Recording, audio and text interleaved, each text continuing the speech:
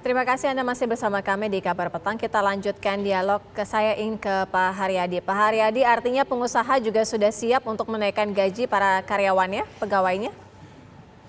Mbak Syira, ini kayak namanya kenaikan upah itu kan ada ininya ya, ada formulanya.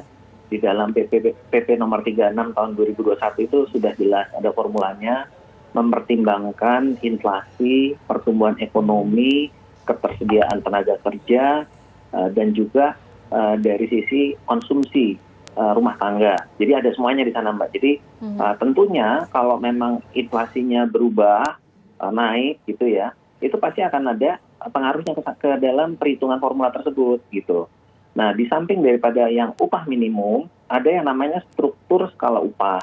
Nah, di dalam struktur skala upah ini pun juga akan memperhatikan hal-hal yang terkait dengan masalah inflasi dan konsumsi tadi. Pasti juga akan dibicarakan. Jadi, kalau ditanya apakah akan naik atau tidak, ya tentunya nanti dilihat dari hasil perhitungan formula tadi, begitu.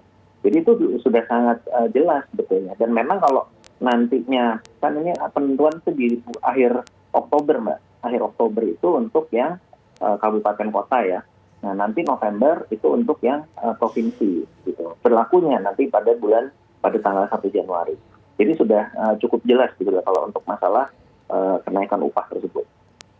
Tapi kalau untuk kalkulasinya Pak, bukankah ketika harga BBM naik, ongkos transport mereka juga meningkat, lalu daya belinya rendah Pak untuk konsumsi rumah tangga tadi salah satu poin yang dalam masuk kategori formulasinya? Makanya ada semuanya. Itu kan datanya dari BPS, Mas. Jadi itu datanya sangat clear. Jadi nanti akan ikut di situ. Nah, itu akan naiknya berapa, hasil dari perhitungan nanti seperti apa akan terlihat. Memang kalau kita melihat trennya, kemungkinan besar pasti kalau naik pasti naik, Mas. Kalau kita lihat dari perjalanan selama ini kan nggak pernah, bahkan pandemi pun juga sebetulnya tidak turun. Kalau ke pandemi agak beda ya kasusnya ya kemarin ya.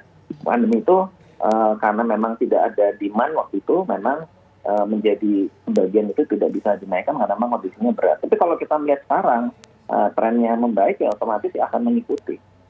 Demikian mungkin ini agak beda ya kan konteksnya tadi masalah BUMN ya. Kalau BUMN saya kurang tahu persis ya perhitungannya di BUMN gimana. Tapi kalau yang secara umum itu memang ada formula tentang pengupahan ini, tentang besaran upah.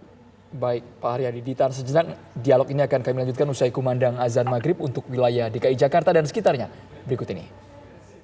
Selamat menjalankan ibadah sholat maghrib bagi Anda di wilayah DKI Jakarta dan sekitarnya. Kita lanjutkan dialog, saya ingin ke Pak Haryadi. Pak Haryadi, jika pengusaha ini mampu untuk menaikkan gaji karyawannya, artinya akan hitung-hitungannya berada di kisaran berapa persen? Saya tidak bisa menjawab berapa persennya Mbak ya, karena tadi saya bilang kan, ada formulanya yang itu akan dihitung bersama. Dan nanti di Dewan Pengupahan itu ada mekanismenya. Nah, sehingga semua itu tidak bisa diprediksi hari ini berapa dan sebagainya, karena itu prosesnya ada di Dewan Pengupahan, Mbak Syira. Baik, Bang Said Didu, kami juga ingin pandangan Anda karena besarnya kenaikan gaji ini kan bergantung pada pertumbuhan atau kinerja di sektor lapangan usaha masing-masing, Bang Said ya. Sesaat lagi dijawab, kita harus jeda dulu hanya di Kabar Petang, pemirsa.